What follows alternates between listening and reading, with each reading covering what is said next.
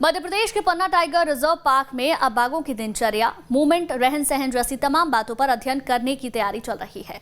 इसी कड़ी में केंद्र सरकार ने 14 बाघों को auto GPS satellite radio collar पहनाने की अनुमति दे दी है। क्या खासियत होगी ऑटो सैटेलाइट रेडियो कॉलर की और किन बाघों पर होगा नई तकनीक का प्रयोग, आइए दिखाते हैं आपको। देश का पन्ना टाइगर रिजर्व पार्क एक और इतिहास लिखने की राह पर है। पन्ना टाइगर रिजर्व में रहने वाले 14 बाघों पर auto GPS satellite radio collar लगाया जाएगा। इस प्रक्रिया का पहला प्रयोग पन्ना टाइगर रिजर्व प्रबंधन ने युवा बाघिन P213 पर सफलतापूर्वक कर लिया है। इसी तरह बाकी के 13 और बाघों पर भी ये नया प्रयोग करने की तैयारी की जाती है। पन्ना टाइगर रिजर्व में और यहाँ के लैंडस्केप में 14 टाइगरों के रेडियो कॉलरिंग की अनुमति हमको भारत सरकार से मिली है और राज्य सरकार ने भी हमको इसकी स्वीकृति दे दी है। और ये सैटेलाइट बेस्ड रेडियो कॉलर हैं और इनमें ऑटो ड्रॉप की भी फैसिलिटी मौजूद है। इसका जो प्रमुख उद्देश्य है वो टाइगर की बायोलॉजी, उसके बिहेवियर और उसके मूवमेंट जो हमारे कोर से बफर में या बफर से राजस्व के समीप के गांव के क्षेत्र में होते हैं या फिर लैंडस्केप में जो इसके मूवमेंट हो रहे हैं, उनके अध्ययन के लिए ये प्रोजेक्ट हम लोगों ने शुरू किया है। पन्ना टाइगर रिजर्व पार्क देश का पहला ऐसा रिजर्व पार्क है जहां इस तरह का प्रयोग किया गया है। इस नए प्रयोग से न केवल बाघों की सुरक्षा मजबूत होगी, बल्कि पन्ना टाइगर रिजर्व पार्क में कर्मचारियों को बाघों के पीछे दौड़ना भी नहीं पड़ेगा। इस तकनीक का सबसे बड़ा फायदा ये होगा कि जैसे ही बाघ रिहायशी इलाकों की तरफ मूव करेंगे तो इसका अलर्ट तुरंत वन विभाग के अधिकारियों को मिल जाएगा। जिन बाघों पर यह प्रयोग किया जा रहा है उनमें से 8 बाघ कोर और बफर जोन से होंगे, जबकि 6 बाघ पन्ना लैंडस्केप के होंगे। लैंडस्केप में वो बाघ शामिल हैं जो नौराहा देही और सरभंगा सहित अन्य क्षेत्रों में घूम रहे हैं।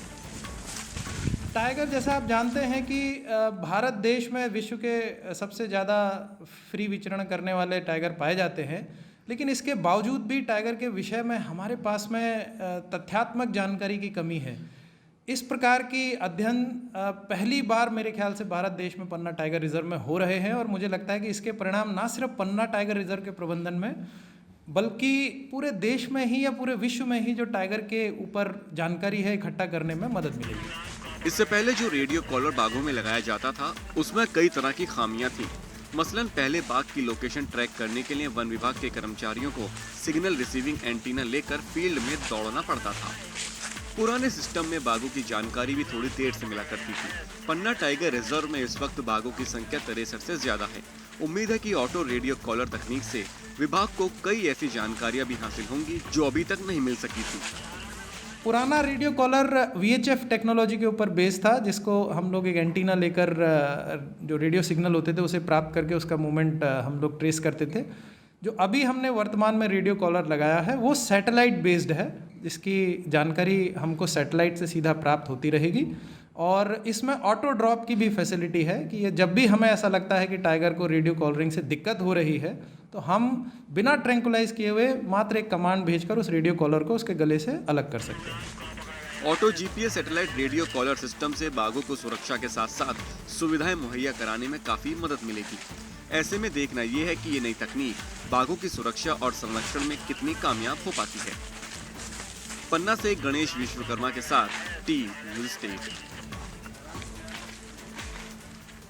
और यहाँ रुकेंगे एक छोटे से ब्रेक के लिए, बने रहिए हमारे साथ।